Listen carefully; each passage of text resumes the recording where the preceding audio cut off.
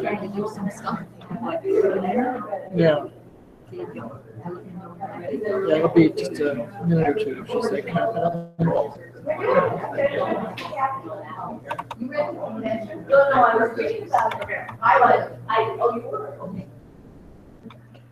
Somehow my camera went dead. So it's broadcasting, but only sound. And nobody's watching it either.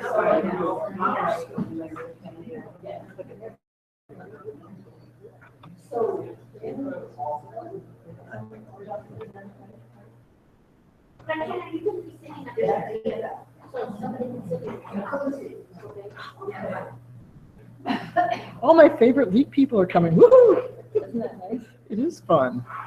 Is this your phone question? It might be.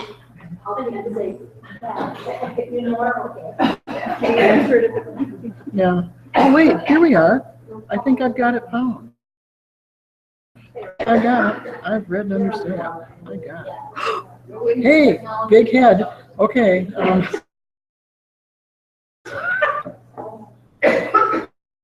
Okay. See? I don't know where it went to. Not going on the screen. No, it won't be. Yeah, but I don't know why the screen's not working.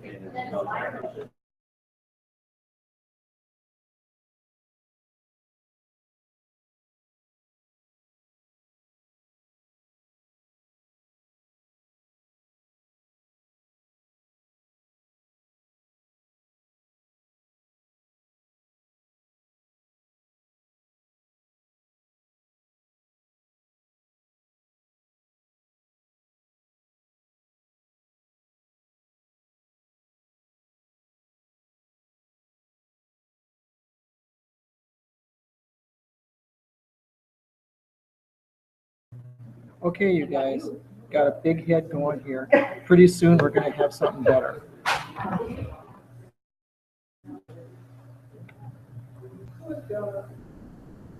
Yeah, because we don't see you. We don't see you. So you guys need to see yourselves on here.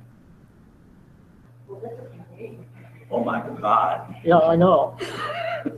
Okay, Lonnie, stand up. Yeah, there you go. There you go. Introduce yourself.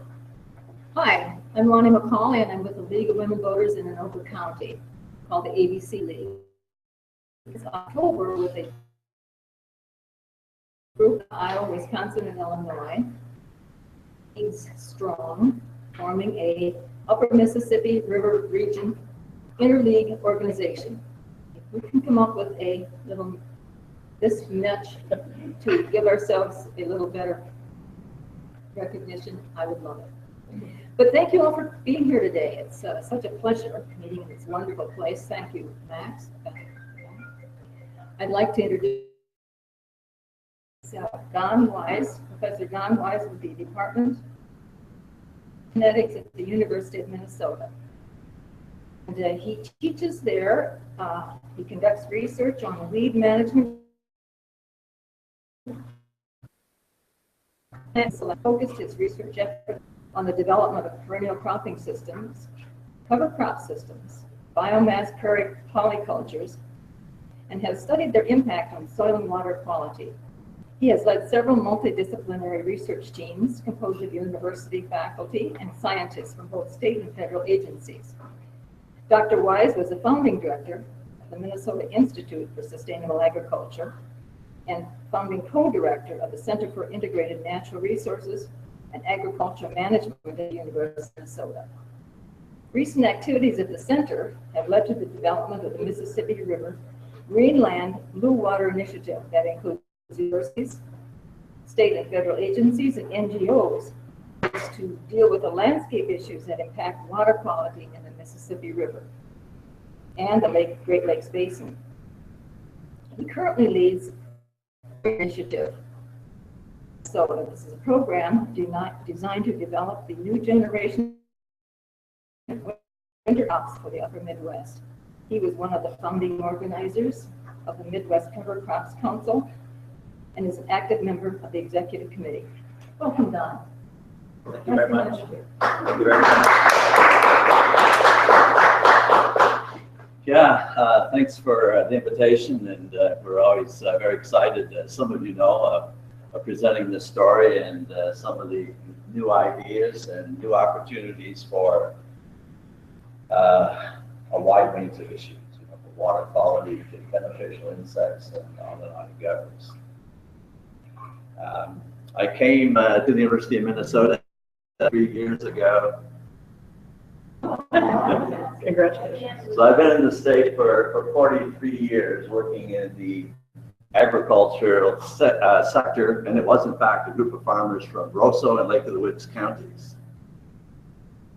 I created my position, 40 some years ago. Why? They wanted perennials on the landscape. So all these ideas I'm presenting today came from that group of people a few generations ago that really wanted to figure out how to put perennials on the landscape to reduce agriculture.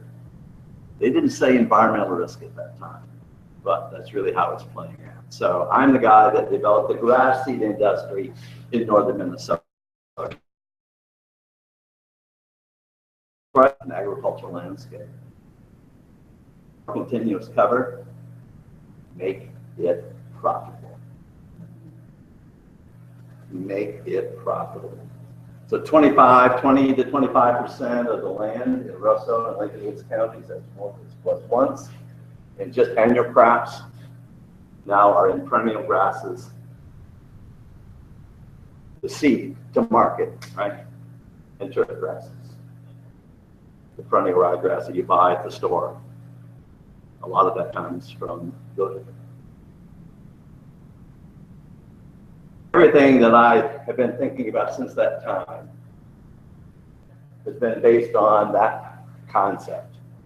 If you want to change the landscape, make it profitable for the farmers, and I'm convinced it will happen. Right? So right now, we just wave our fingers at the farmers. Do something different. And most of you know what. It's going to go. It's going to allow a return on that investment. The other option is for the public investment.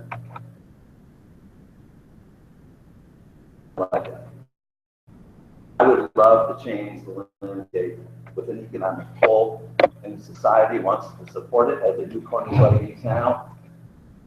A lot like that. So my partners in this world around this work is General Mills, the Data Corporation, PepsiCo, a lot of local bakers, millers. You get the idea. In other words, people that care, that can pay for those products that are coming off the land. In the same way, we were able to do it with soybeans and wheat. I represent the department that brought you corn, soybeans, wheat, and sugar. The basic genetics that gave rise to that connection gets lost over time, right? It's now a public investment. We as taxpayers paid for the development of those crops. Picked up by the industry. I'm now arguing, well, it's time to invest in a new generation of crops that produce ecosystem services, but all provide as well economic opportunity for rural communities and for the state and for the region. So that's the basic what I'm going to describe to you today. Right. So most of you know the long-term story of how right? At one time, it was worse. We had perennials, we had grains.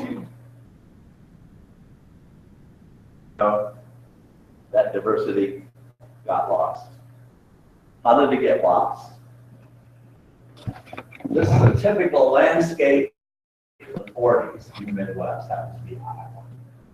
Right? What was on that landscape? A perennial, continuous living cover.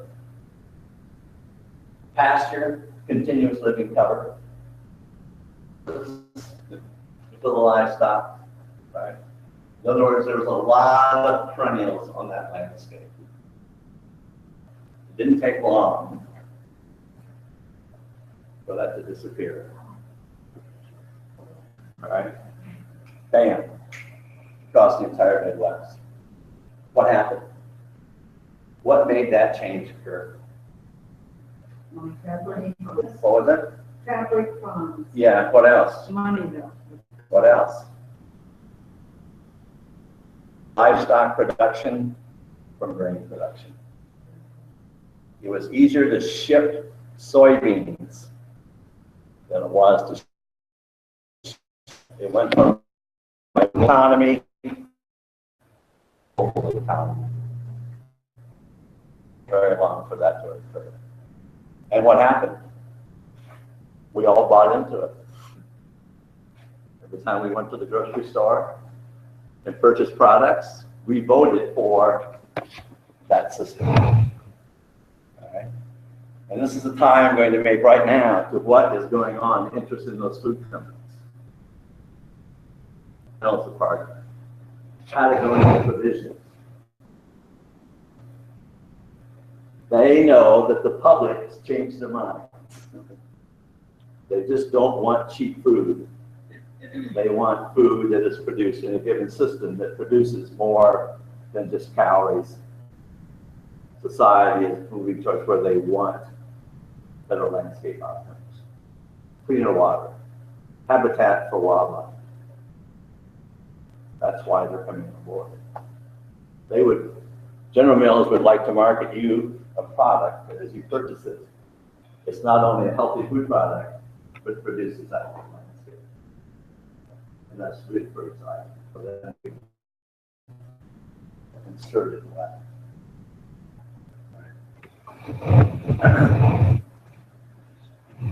So we moved that, and if you look from Winnipeg, Canada, to Pittsburgh, Pennsylvania, it's all animals.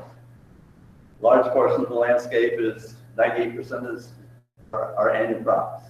Did I say from annual crops? Soybeans, corn, and it's not even human food, is it? It's feed. The Midwest feeds livestock, not people directly. Right? And you know the efficiency of that, right? About 20%.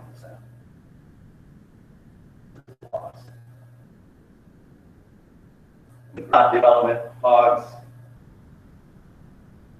being moved to these facilities. And then came ethanol, right? 35 to 40% of the corn goes to produce ethanol for your vehicle, right? So it's no longer a food component, right? But it continued to drive the production of those annuals. In this case, specifically corn on the landscape. So this is just a concept I want to point out to you in terms of time. At one time, for example, Native Americans in this region, right, basically harvested a lot off the natural ecosystem. Oh, they modified selection, right? But in general, they were operating off of the natural ecosystem. In a very short period of time, we moved to this intense. What did we lose? We lost all of those ecosystem services.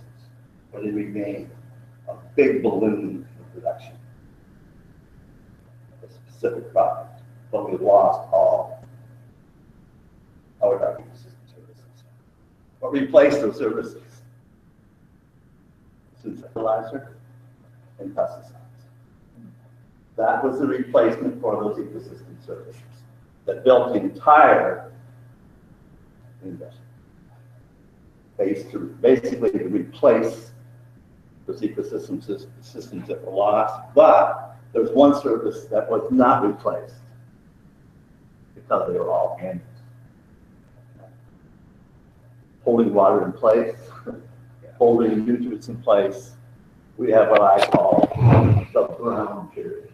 We're just starting to cover it now, but it's been brown since last September 15th.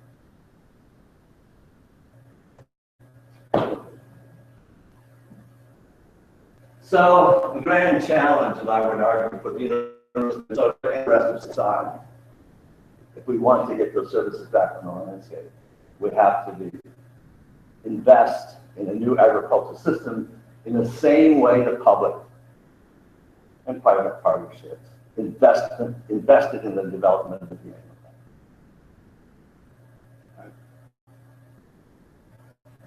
animal. So the consequences, I get tired of showing these slides, right? You drive across the Midwest, it's just, I get tired of showing. We shouldn't forget it. This happens. And we also know there's downstream impacts to the economy of those along the Gulf.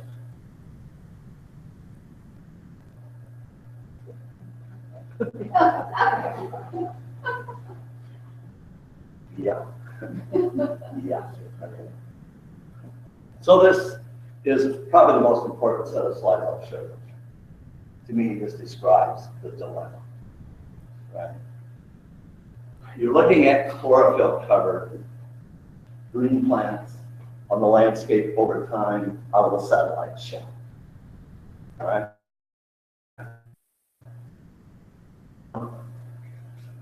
That's what I talk about covering the brown period. If you have nitric nitrogen in that soil, if you have water, it's going to go down, it's going to go across. There's nothing there. There's no roots. Roots are not in that soil to pick up the water. The water goes high concentrations down, rivers and streams, tearing up the banks of those rivers. Nitric nitrogen or the water. The thing is, what? What's that? Not a part of May. June, what's the day? Yeah, we're getting into this period that we're just now starting to cover. Just now starting to cover. Go ahead. Just a question, Martha.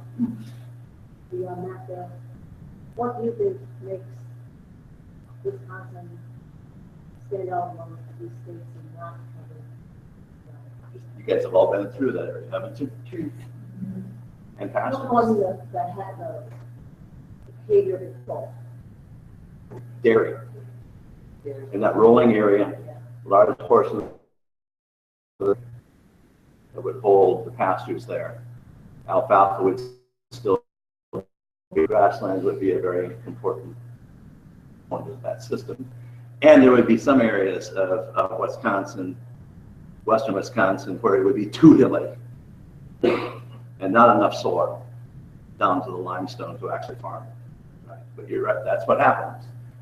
So the green areas that you see, if any of you have traveled down to southern Iowa, right, where you run into the rolling land, right, more perennials, right, then you can basically see where the prairie and the agricultural land stops, and perennials are still on the landscape. Woodlands, to the corn and soybean system. And then, July, we are really sequestering carbon. Or two, right? This says, we don't have September in here, but here's October. You can see the brown again. This last year, it would have been September 15th. I just challenge you to count the months. July, August, September. Green cover, active roots in the soil in the center, over these millions of acres for 2.5 months. And like then I always say, well, what could we want? Erosion, loss of nutrients, phosphorus off the surface, nitrate. And now we pretend like we can come in and just tweak that system. Can't tweak it. The crops aren't there for an extended period of time. What are you going to tweak? There's ways of fixing this problem in the context of summer rains.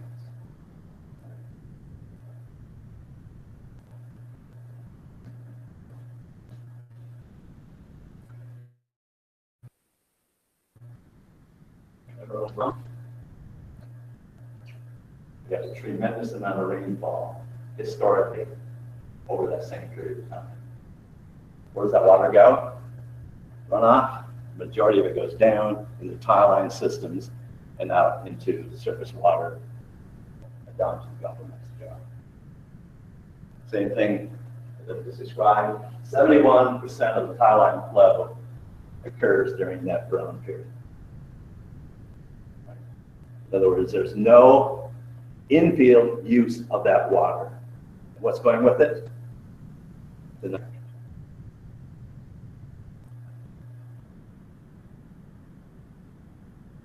So this is really what captured my attention.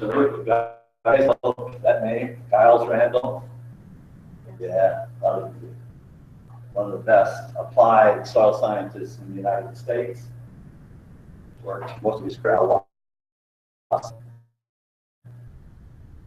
this work. Results that he published a number of years ago basically showed with best management practices in continuous corn, that would mean that you would have the rates applied at the right time, management practices within the corn and soybean rotation. They were being practiced these rotations. This is tile line flow. All right. When you have tile line flow at this level, you can see the level of nitrate nitrogen that is lost. It varies on the intensity of the rainfall, right? But it goes all the way up to about 80 pounds of nitrate nitrogen per acre. So, some 50 cents a pound. So that farmer was losing $40 on every acre. So that's the other thing that I described. It's not just a pollutant. It's not an efficient system in relationship to return on the dollars invested. But this is what caught my attention. In the same experiment, where they had placed alfalfa in a mixture of grasses and forage, no matter what tile line flow, the nitrate loss stayed at about 2 to 4 pounds. So I basically said, we're about 2. We would like to develop a system that drives loss of nitrate nitrogen as we can get. The question is, we can do it. Well, can you design systems, develop systems that are viable for the mill cycle? No question about, go ahead. What about further north in Minnesota, sand soils where they have potatoes? And there's no conversion of forest. Yeah, they're opening up as we know, that the paper industry has taken just a big slash because of the technology for paper products. And those landowners are looking for a return on their investment. And one way to get a better return is to cut down the trees and plant something like potatoes, a high value. And you're right, you're extending the production of potatoes in sandy soil where high levels of nitrogen are being argued. That's equivalent to planting corn or worse. Right? So you get the idea, right? Best management practices, corn and soybeans, you're not going to be able to fix it. It's not going to be able to fix it. Something else has to be moved into the system. Other options have to be there rather than just wet.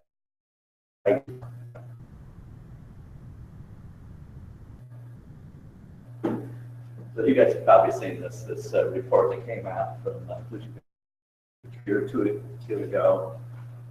And basically looking at the loss, this is actually what's being transported down the stream into Iowa, includes a little of Wisconsin, Winnipeg.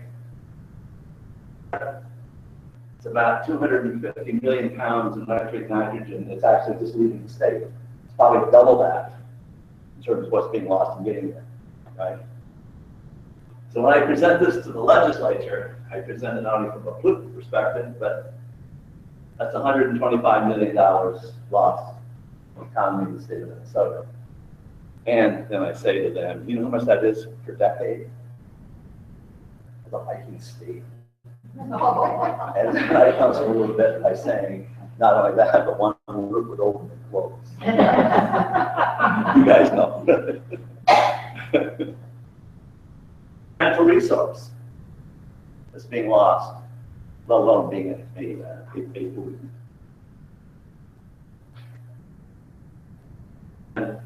Don't need to show you this, but the nitrate nitrogen that's ending up in surface water is certainly a large portion of it is coming from agricultural these systems I just showed you. And it shouldn't be a surprise. If it was a lot less, I would, from a scientific perspective, there's something wrong. Nitrate nitrogen is leachable, and if there's nothing there to hold it, it's going to move.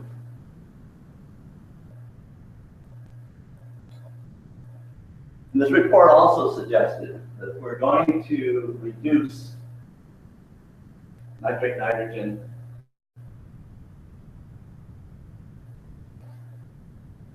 in terms of technology that's available by 2020 to reduce it. Basically, we can reduce rates. We can be more efficient in nitrogen application. We use something I don't know, maybe you studied that. That's not easy either. That technology is expensive for certain portions of the landscape. Okay. And then the other option is vegetative cover. That's where we come into play. Okay. Why isn't it bigger? We don't have many options for you. We would argue that's where the investment ought to go. Not just in fertilizer efficiency, highline management. We would suggest that if we're going to make long-term impacts, we need to figure out how to cover that ground.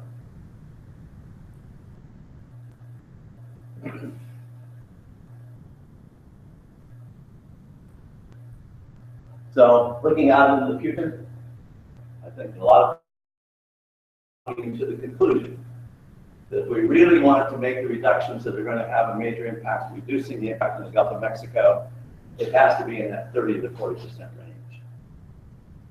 We can only go so far, as I've indicated, with highline management and nutrient management, unless there's some big breakthrough that I can't see, right?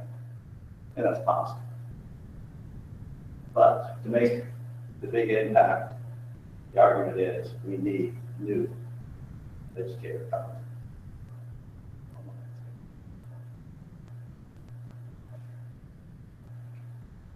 So how do you get there?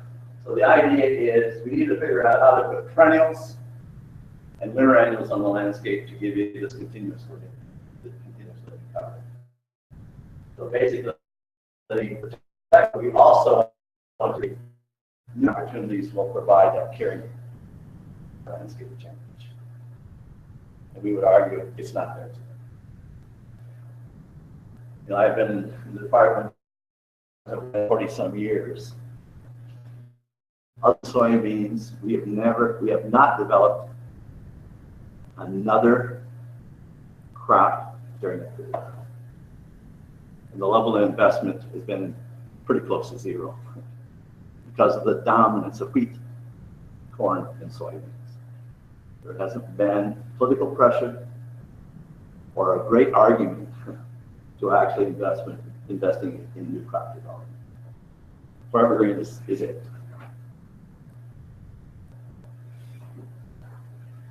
So this is the game.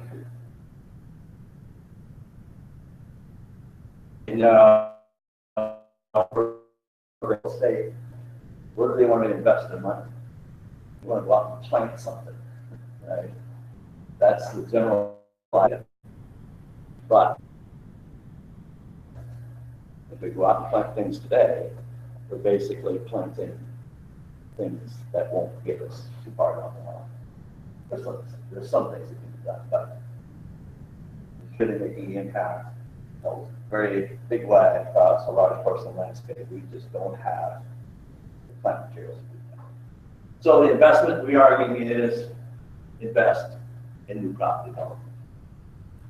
So investing in genomics and in plant breeding. And a lot of you think, well, he's talking about genetic engineering. It's not true. Basically, we now have the technology to speed up the breeding program and the domestication. As far as if we're going to domesticate a crop, it may take a few 100 years. We think with the new technology, we can do it in 10. It's a big, big change. You make a cross, and you can look at the DNA, and you can determine whether or not you have the trait in that crop anymore. Rather than growing it out for generations, right? You can really eliminate a large portion of that germplasm and select the ones that have the highest probability of being able to express that trait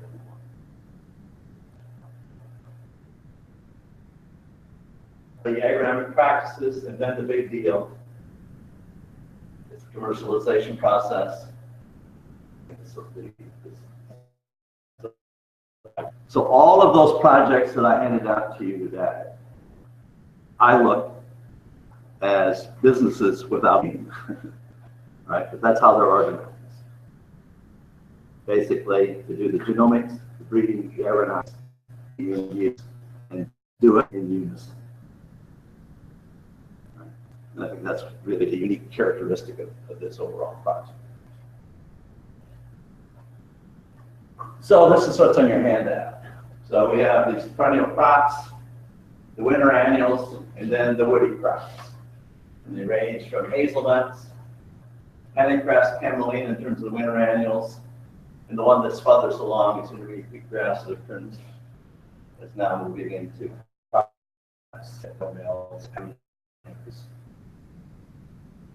as well.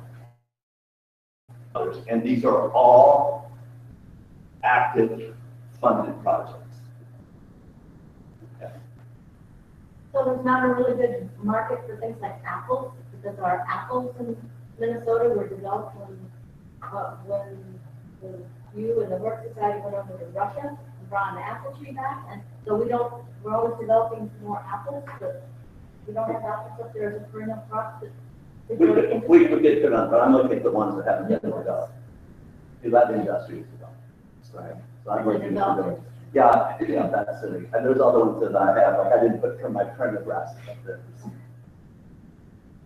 Ones that are being invested in as new programs. You know, and is in place at the University of Minnesota, and as you all know, that's really well. Yeah. So we're developing a perennial sunflower. And we'd love to have you guys come over sometime for a tour. So that's really what we're doing. We're crossing annual with perennial for large flowers and a root system that will overwinter. That's exactly. Projects. I looked at some of them today, and a large portion of them overwinter really well. It'll take 10 years to get something that's really commercial. So maybe this is like what I'm trying to say, in terms of, for instance, commercially available that can be used as a cover crop. there? Well, no, we have seed that could be released to plant it as a grass, right? But there needs to be a market. Right? There needs to be a market, and so that's what we're doing. We're going out slowly.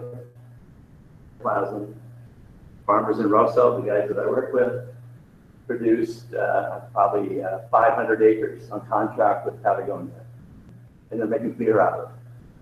Right? LWV Moscow. With other General Mills will be contracting with other farmers for planting specific. But in where it can be utilized. I don't want to go out. But this is a start. What's this? Crop that is harvested. That's the game. Exactly. It's exactly the game. I mean, that's true of all 16 years. I don't know who would be interested in the other very, very much. Maybe No, but that represents the whole area. Yeah. Right. So the first one that isn't that what's arrived? native here. Native. It's not Mediterranean. Come to the St. Paul campus, we'll give you a tour. Please go ahead. On the branches as a cover, No, you have. that's been suggested in, Yeah. Well, this is I didn't answer your question. Yes, I have, and I pulled back from it. So we had experiments at 5 sites starting 5 years ago with the radish. And basically showed that the radish will pick up 125 pounds of nitrogen per acre. But we can't find it. So this is what I think is happening.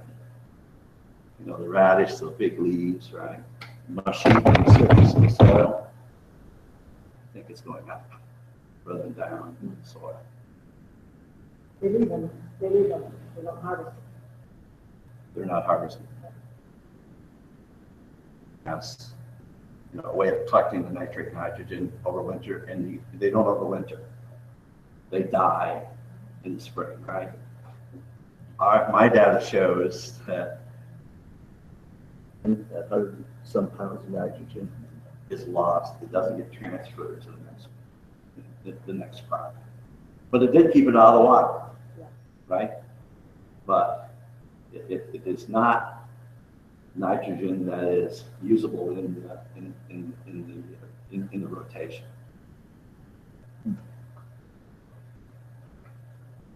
I have read several articles not funding research the rate at which it used to. And private individuals, private organizations are coming in and giving money, but when they give money, they say, we want you to do this. They're dictating what they want done. The companies, you're saying? Companies or private organizations, as opposed to the government giving money to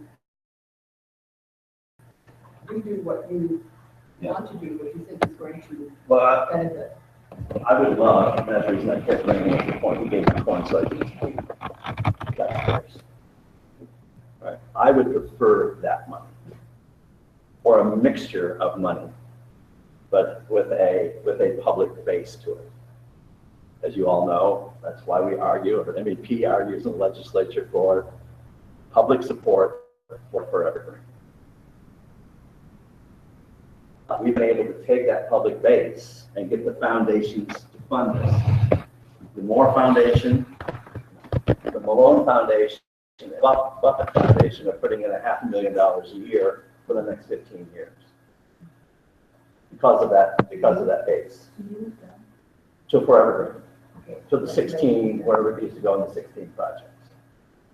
So, remember, there's 75 people, right? Involved in all of this. 30 graduate students, postdocs, right? So it's not just me. So we haven't had that problem.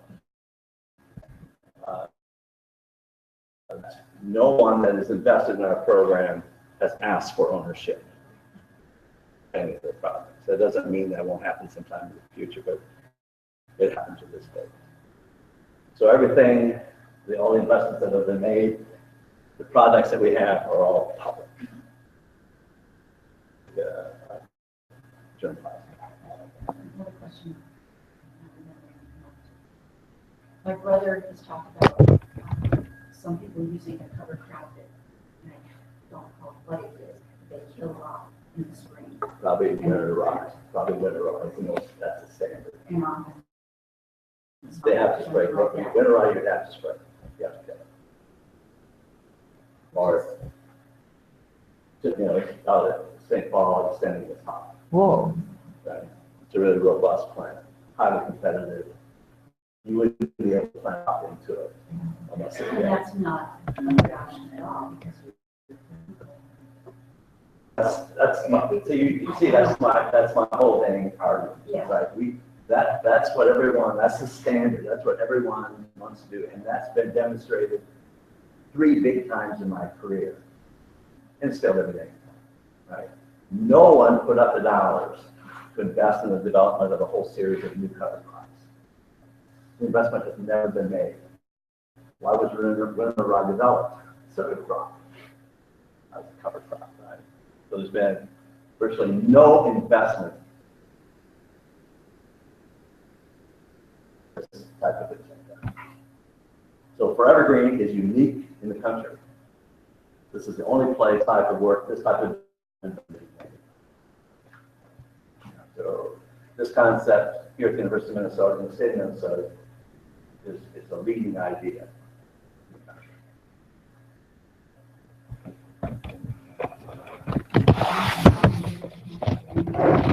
I had 2 tours this morning. Part of the national meeting is going to be here, and they're going to do it. And if any of you call, we'll make sure you get it. Got my bus. I'll get it up pretty fast here. 5 minutes, Sure. is that okay? And then we have a soil I demonstration. understand. So I'm gonna walk down there and film you guys too. So I'm going to just give you a couple ideas here of the range of ideas. So there's really, in our program, there's two components. One is winter annuals that you would grow with summer annuals, and the other set the trims. So we have both in a series of those models coming along. The winter annuals are designed to keep corn and soybeans as part of the system, just still the ground. For the perennials, turns that displaces some of the current crops. So there's really 2 ideas, right? The winter annuals to keep corn and soybeans in the system. Corn and soybeans are great, right?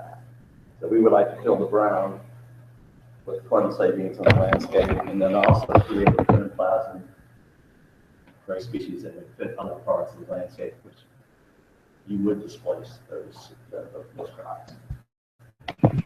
So, pennycress, you might have noticed, is a weed species that we are basically domesticating. It's been in the United States for 50 years, all over the place. Nebraska, and for us, it's cold tolerant. It's great for Minnesota. It's over winters. We never it's almost towards St. Paul. Probably harvest next week. High oil content. It works into the double or a relay crop system with corn and soybeans. And this is exciting. It's a real simple genome exercise whereby taxpayers invested in a small plant called Arabidopsis. It's a white mouse of plants. We know all the genes. We know the functioning as well. We got lucky. Pennycress is a cousin. genome of pennycress, rolled it up against the Arabidopsis. All of the genes functioning in this new genetic crop for $100,000. Remember the human genome, how big deal it was? So in our program, it's now, the joke is, even Don can do it. I'll run through these fast, but this is the idea. So this would be the double crop system. Seed the pennycress for the corn in overwinters, harvested 1st of June, plant the soybeans, harvest in the fall. Right? That's a double crop system. The other system is a relay. This is the one I like. And then come in the first week in May and plant soybeans into it, into the standing pennycress or camelina. And a couple we can harvest the pennycress with a normal combine over the top, releasing the soybeans. All right, that's the double crop system. Folks are right. And the other big deal is reducing herbicide input. This is a Czech pigweed land squatter. Underneath the pennycress, it's almost 100% weed control. Reducing herbicide input by at least 2/3. And this is what's exciting. I don't know if this is big detail, but this is the control. It's planting the soybeans, yielding about 50 bushel. That's about average for a lot of places in Minnesota. And put the two soybeans into the pennycress. This is the type of yields we get. All right. So for yield, some cases the soybean yields will be a little bit lower, but you're going from 50 bushel to 90 bushel of seed per acre. Then you know the answer to the question: what's the value of the benefit seed? But you're producing more biomass in the system. And the other one I'll just show you very briefly. Now this is out of the other set, right? This would be the perennials. The granulate system. This is why we like it. Roots. To winter wheat. The shorter roots. That comparison. Perennial to a winter annual. So on the St. Paul campus, this would be our breeding nursery. You drive in from Barkender, these are the plots that you will see out there. Actually, each plant is a different germplasm. So this is the game. Breeding from large seed. We want to maintain biomass. We have good disease resistance. And then this is our work with the food science general middle category. That's all happening. Get the idea. It's all happening at the same time. So this is direct domestication. No process, basically coming in with another species, right? No genetic engineering, basically just selecting for intermediate wheatgrass Kernza with the traits that we want. Direct domestication of a new grain crop. Yield trials.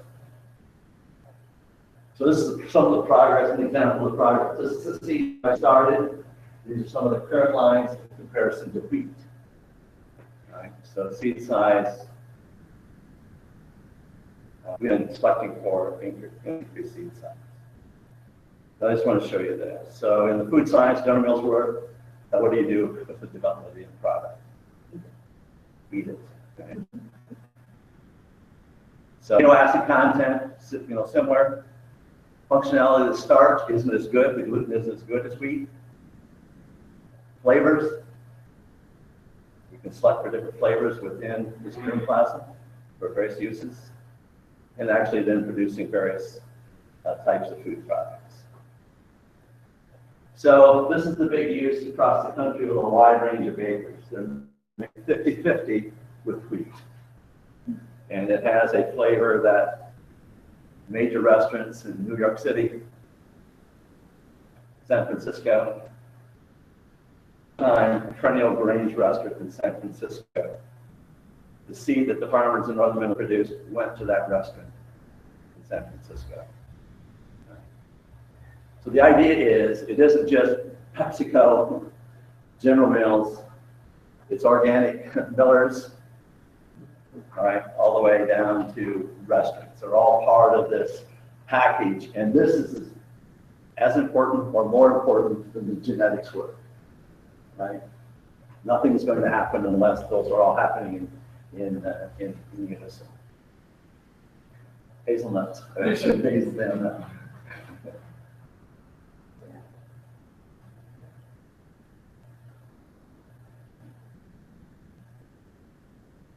Those are the type of plants that we have in St. Paul. They look really nice, highly productive, but there's always even worse than that.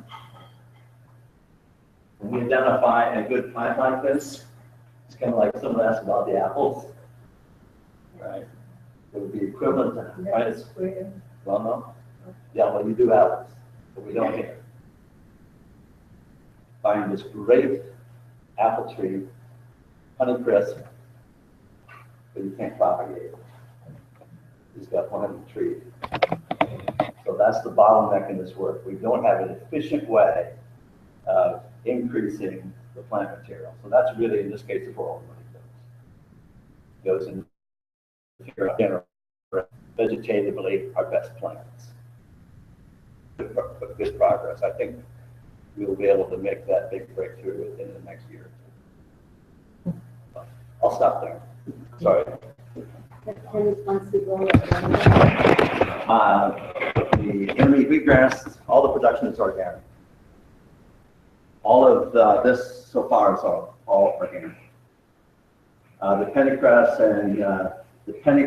and camelina, that wouldn't be organic in the way it's being grown, because that would be in the conventional system. And we have some invitations from the organic producers starting to actually look at whether or not it would fit in the organic system. I have a question. You've got a room here that's perfectly situated for your game chapter. It just announced that Danny McNamara will be renewing. He's been for the House Environmental Finance Committee. Finance. And Representative Hackbarth is very likely to be the next House Finance Chair for the Environmental Committee. It has been in the paper the last couple of days because of the LCCMR exertions that we had. Is there anything this group is best directed to do as far as informing certain parts of the legislative contingent about funding, upcoming funding opportunities? This is the game. We've been working on, I've been working on this is okay. This is stuff yesterday. I've been working on this green programming part of the development of these 16 materials for the last 20 years. Right? My job is to figure out how to keep it funded. Right? The foundations, federal grants, NBA has been very helpful. The group that has provided a tremendous amount of support in NEP, the environmental part. And that was a big breakthrough that most of you know, right?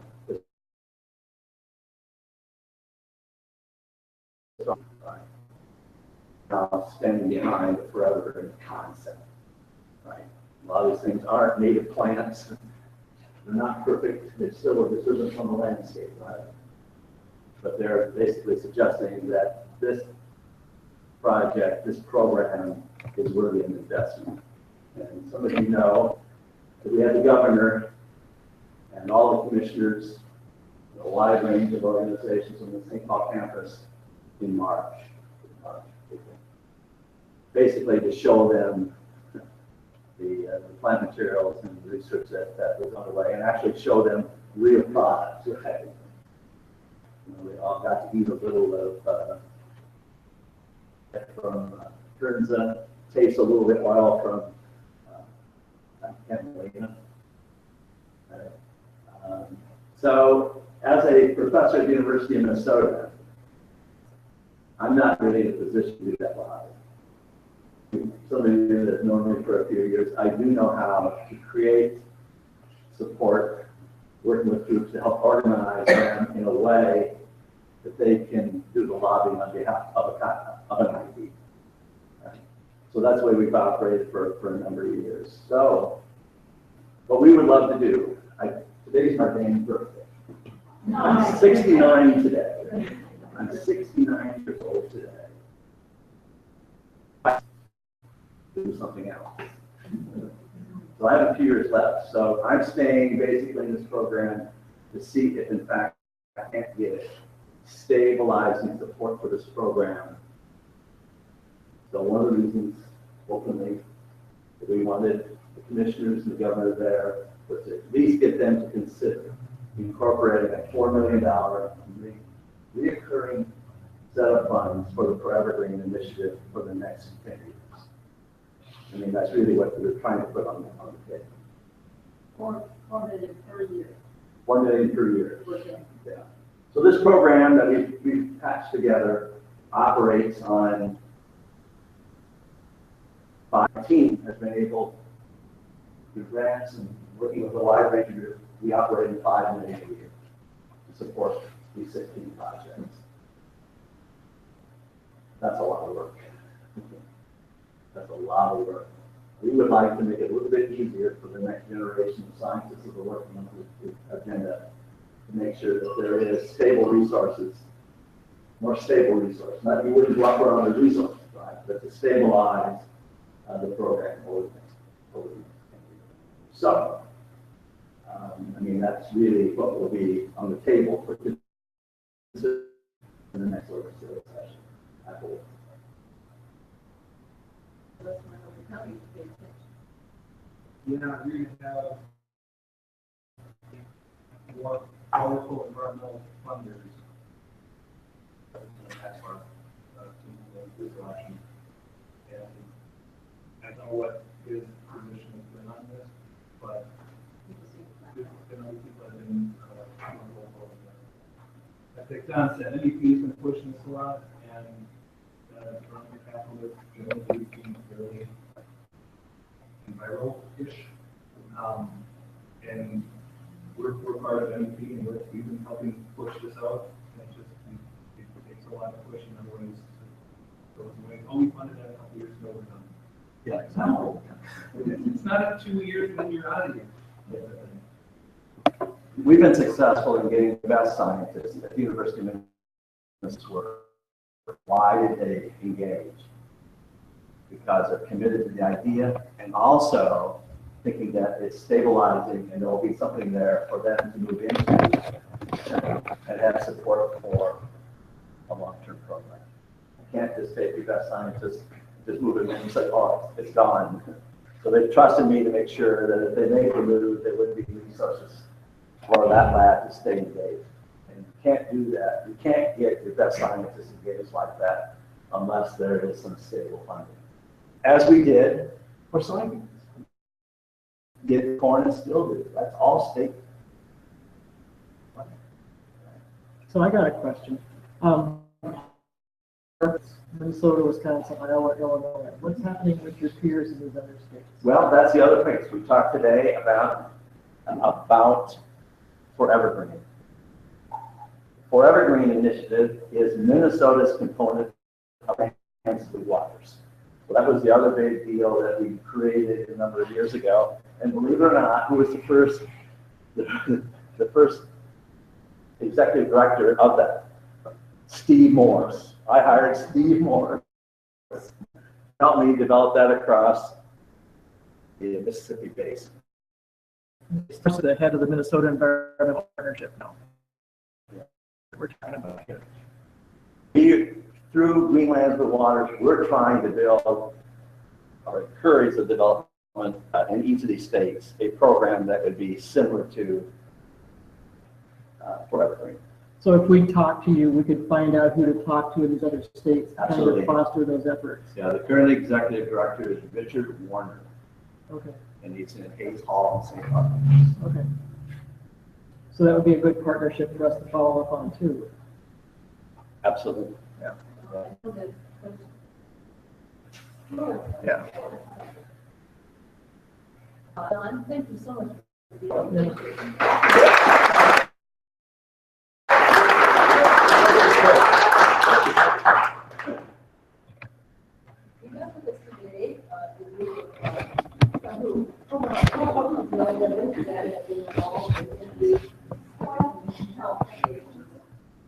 I hope you don't get seasick as we're walking across the room.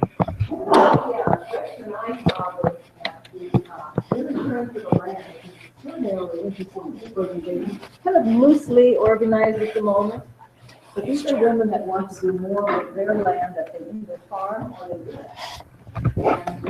So we saw that we were interested in information and brought them here today. So I'd like to introduce them.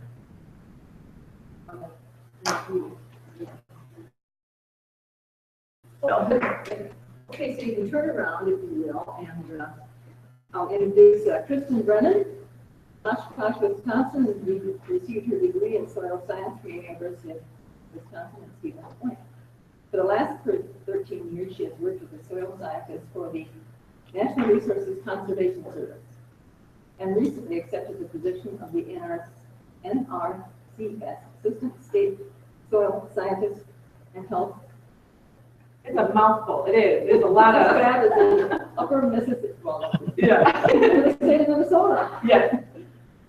She's especially passionate about soil education and outreach, and her main focus is working with the agency personnel and Minnesota producers to promote and implement. This is on agriculture and journey. She is a soil health coordinator for the USDA for Minnesota. She's a Minneapolis team leader for the Hennepin County Wetland Health Evaluation Program. And welcome you Yes. to it. Well, thank you so much for having us. Any day that we get to come out and talk to people about soil, that's a good day. So, just kind of to build on some of the topics that Dr. Wyse started with us. Well, first of all, what I do with NRCS is I work mostly with our employees, our field staff, to have them work with farmers to try to get them to implement soil practices. And the main way that we do that is through government programs. So it's a way for us to incentivize getting them to adopt soil practices, but it's a lot easier said than done. So one of the things that we've learned is that be able to bring demos and visualize what some of the benefits are for implementing soil practices is really something that's very beneficial. And in many cases, this is the aha moment that our farmers, it finally starts to make sense why this would be something that they would want to do. So a little bit of an intro here before we get into the demonstrations, but the main ways that we try to promote soil health is by talking about the four main soil health tenets. And those are disturb less. So what we try to do is get farmers to implement no any way that we sort of cut back on their tillage and their disturbance. That's really something that we're hoping to promote. To diversify with cover crops, again, introducing variety into the system. Also to help them keep a living root on the soil surface for as long during the growing season as possible. To help feed that soil biology. The last one is to help keep our soil covered, keep that residue on the surface, help reduce impacts of erosion. And then arguably, we also like to possibly add a fifth tenet in there, and that's bring livestock back into the system. To help diversify again the agronomic landscape. What I want to ask all of you is, what is soil? What is soil? If you say dirt, you'll break my heart. What is soil? What else is soil? Minerals, yeah, so we'll get into it. So that gets into what is soil made of. So half of our soil is made up of the minerals. That makes the solid component of our soils. And then 5% of that is made up of our organic matter. So that's the living, the humus, the living or the once living component of our soil that gives us that deep. So typically speaking, organic matter makes up probably around 6% or less of the soil, the weight of our soil, but controls over 90% of our soil function. So So that's pretty tremendous. So between organic matter and our sandstone clay that makes up half of our soil, and porous, that's the porous clay is nothing. It's arguably just as important as the soil solids because that's how it's in a great little display. You walk by, we came in, it's the grass with the root system. So imagine, and I forgot to bring the picture, but somebody took a CT scan of a healthy soil and those pore spaces that are the root worms make up and those root structures. And so imagine that those pore spaces, they act like a highway, a direct conduit for oxygen, water, and nutrients to get to our plant roots. And so really that pore space is really tremendous in helping our soils be efficient and function properly.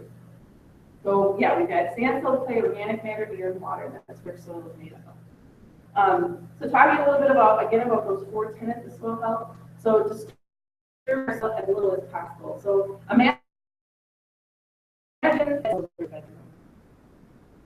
Please live, right? So just like our soil constantly disturbed. It destroys that immense pore structure that we need to move water and oxygen through our soils. The tillage actually volatilizes our soil organic matter. So imagine when you're tilling a soil, you're inverting it, right? So you're also increasing the surface area of our soil, which means that you're exposing it to more sunlight, which means that it warms up faster. So imagine being a soil microbe, you're introducing a lot of heat and oxygen into the system, which makes our microbes really happy and very active. So what do? Carbon, that's the food source. So actually, our soils are tremendous carbon sinks. They have the capacity to store 1,500 billion tons of carbon. That's really amazing, but when we introduce tillage, our soils, which are carbon sinks, become a source now for greenhouse gas emissions. Because when those microorganisms get excited, they give off carbon dioxide as a byproduct. So that's why we try to minimize disturbance, minimize tillage. Not only that, but over time, that tillage creates fall cans. And so I don't know if any of you have ever tried to dig in a conventionally tilled system. It's really difficult because at that 8-inch layer where it's constantly being disturbed, a lot of times when we plant radish seeds to try to break up that compaction, you'll notice the radish hit the compacted layer and it'll actually start to go laterally because it can't go down vertically anymore. So that's tillage, trying to decrease tillage. Diversify with our cover crops. Again, we're trying to introduce variety into the system. So when we have a corn, soybean monoculture system, it's a lot like us trying to survive on beer and pizza. And that's it. It's kind of difficult. Same thing for our microbes. They like to have variety. So when we try to get farmers to introduce a variety of cover crops, that's in order to create that diversity that our microbes need to thrive. And again, we're trying to take their cash crop off for the year to come in and plant another cover crop to help keep that soil covered and to keep that source of carbon microorganisms for food throughout the growing season. And again, when we try to keep our soil covered by leaving that residue on the soil surface, that helps to build organic matter, helps to increase infiltration, and it also helps control soil temperature. One of the neat things, my favorite pictures that we showed during the presentation was when you have coverage on your soil, it helps maintain a constant temperature. So I think on that picture, I think it was July, and under a cover crop field, the soil temperature at about 2 inches was around 80 degrees. And soil temperatures can get really hot on the bare soil surface. Soil temperatures reach about 140 degrees, soil bacteria actually start. It's beneficial to try to keep that soil surface covered so that we're limiting helping to keep our micropopulation happy. So those are the 4 main tenets of soil health that we try to work with our farmers to get. So what we're going to hopefully show you today is the difference between a conventional farm system, a conventionally tilled system, and a no-till system. So one of the best ways to show the difference here is just basically looking at the difference in soil. So I wanted to just pass these around and have you guys look and tell me which one you think is the healthy one, not a healthy one. I don't know about you, but I think it's pretty obvious. So a lot of times our farmers, the first thing that they notice when they start to implement soil health practices is simply how the soil feels underfoot once they switch their tillage. More mellow. And that's the first thing that they notice is really takes time before they start to see that change. Whereas in a conventionally tilled system, it feels a lot like, I don't know, walking on concrete. Very obvious if you look at healthy or not. So what we have here is we've got 2 clods. And what I'd like to do is actually bring up a couple volunteers. So I have any great volunteers out there that want to come up and help me? Why don't you come on up? What is your name? Sure. Do you want to Sure. What's your name? Mary Jo. Hi, Mary Jo. Beth. Hi, Beth. Come on up. So what I want you guys to do is I have 2 clods here. This is our till clod, and this is our non-till clod. And if you could just check everybody, simply just the differences just by looking at them. How do they look different? What matters? This is more uniform, almost like a rock. What about color? Yep. So again, more soil organic matter and then no-till sample, then our till more little. Yeah, the soil, yep. And we call those aggregates, we call those structures. So that's another downside to tillage, is you're actually destroying the soil structure. And that structure is built by glues that our microbiology gets. Our vascular mycorrhizal fungi produces a protein called lignin. They're sold together and create these aggregates that go from things like the forces of erosion. So what I want you guys to do is on the count of 3, I'm going to have you drop over the edge, and then we're going to kind of watch and see what happens. So 2, 3. So what you're seeing will really understand the force of water. So here we have our healthy soil held together by those glues that those microbiologists help.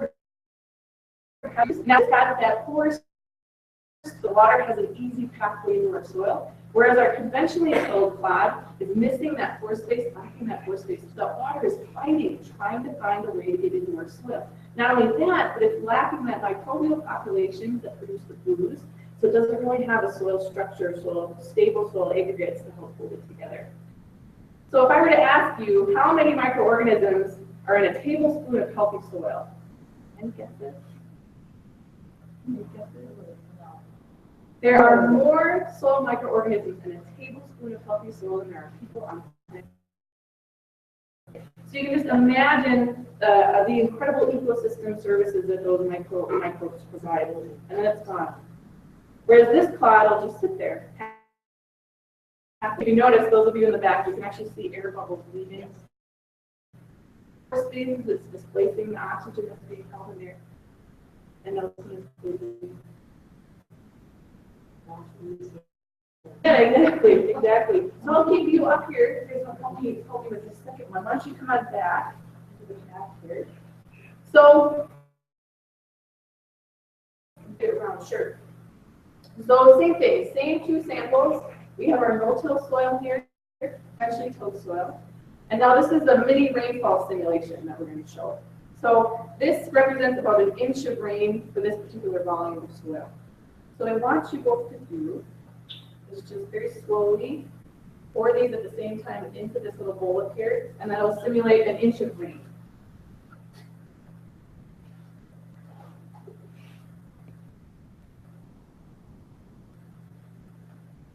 So for those of you who can't see in the back, why don't you tell them what you're noticing? On the top. The water is Green is going right through. right through. Yep. Again, remember stable soil. Really an increased capacity for that soil the water to move through it and be held in the profile. Whereas our conventionally tilled soil, the exact same thing is happening. For fun, let's put second inch of rain. Because that's the thing that's kind of neat that we get a lot of. So that's they being able to plant and half an inch there. Now with climate change, they're getting 2, 3, 4 inch rains, less frequent during the growing season. So really, in order for them to really make the more rainfall that they do get, they really want to make sure that there's soil that functions for later in the growing season when they don't have. Yeah. So let's pretend we had a second rain or second inch of rain. 100-year rainfall or 2. Yeah, exactly. So why don't you go ahead and see if that makes any difference? Just so you think, it's funny, when I do this demonstration at farmer groups, there's always the older farmer sitting at the front like this, looking at me, and he goes, "That's a bunch of hocus pocus," they'll say. So this is just to show you that there's nothing hocus pocusy going on here. So what's happening here is the same thing that happened here. Is any were there on the surface, so those fine particles have now sort of filled in any spaces that are there, and it's essentially sealed off the soil surface.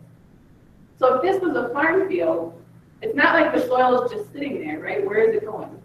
It's across the landscape. Gravity. Running off with gravity up, and it's carrying whatever it's got with it, and it's ending up in our waterways, right? So whereas here, water very quickly into the soil, is held in the soil profile itself, and then the farmer can then, count on that moisture for later in the growing season when, things start to get a little bit more dry.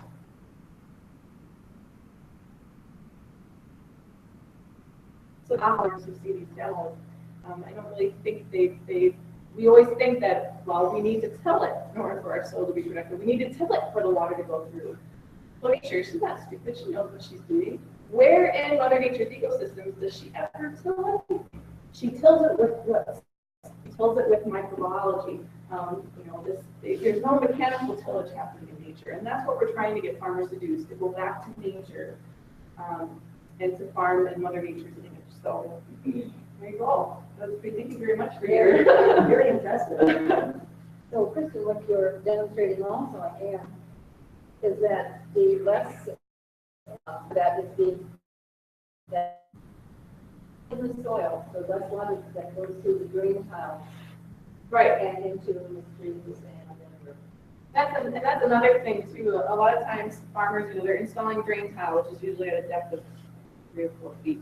So we ask our farmers, is your drain tile even functioning if the water itself isn't reaching that tile? And then the other question I always ask them is why do you need that tile, or why do you need a buffer? Well, because you have runoff, right? You have a water problem. Well, why do you have a water problem? Well, because water is not infiltrating your soil. Why isn't it infiltrating your soil? Because it's not functioning in the way that it should be functioning. It's not functioning at its maximum capacity. So drain tile, buffers, these all act as band-aids. We're really not dealing with the problem at hand, which is, so I think that's really the point that we're trying to cover. You said initially when you're talking, sometimes you're why do you think that's? Well, it's economics. We're trying to have, tie into a corn soybean system, this idea of cover crops. And unfortunately, NMCS is limited in the varieties that we're able to offer in our programs because we're really big. It's an annual investment for them. So they have to keep pouring money into that. There's just something else that they have to purchase. Not only that, but it's mostly for us, it's a cultural shift, a sociological shift. We're trying to get them to change farming practices that their grandparents, great-grandparents have done. What we're seeing is more often than not, it's when the sons and the daughters take over the system for the farm that we're really starting to see. But we're fighting against that too, because less and less farms are being kept from.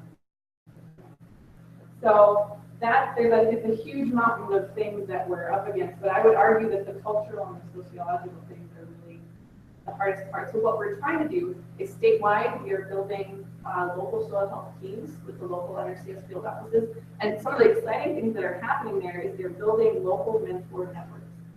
So they're connecting farmers with other farmers, because let's be honest, I'm from government, so I'm automatically suspect. But if we can get farmers to connect with farmers, and have them talk to each other and learn from one another, that's when we're really gonna start to see changes. Is that happening in other states as well? I think, I think so. It's really amazing the momentum that's happening right now.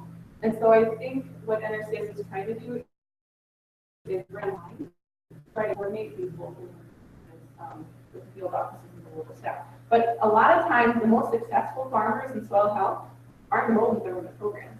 They've gone off on their own, and they've done this because they believe it's the right thing. Regarding the drain tile, a lot of it was put in to drain wetlands or to keep wetland areas free of water. So that's a little different, right? Than what you, so what would you say to that? Well, I'm not here to talk about what, that's a business decision that the farmer needs. I would arguably say that if you can implement soil health practices, and you can maybe restore the natural hydrology to a certain extent, I don't necessarily think maybe that farmers should be farming that because it's being a storage place for water. But it's hard because it's business and it's acres and it's productive acres. And it's been a lot of change over. Yeah, it's hard. It's, there's no right answer, I think, to that question. Sure. In my flower beds, I try to loosen the soil a little bit on the top. Is that wrong? Well, I think more oxygen. Again, it's us thinking that we have to manipulate the system to get it to work. We just start, honestly, I'm really embarrassed to say this, but we just try no-till gardening and see how it goes and try to disturb it as little as possible. So really all you set seed to soil contact. That's all that seed cares about. Contact with the soil. And so I don't know, try it out. Just give it a try and see if not touching it, it changes. Yeah. Just one other question. Doesn't it also depend on the type of soil? Oh, sand versus absolutely. Versus. Right. And so obviously the hardest sell for us, soil-wise, for soil health is our heavy clay soil, our valley, because you're starting with already a resource that's difficult to begin with, heavy clay. So I think building soil organic matter, regardless of soil type, will do nothing but good for the system, regardless of the soil texture.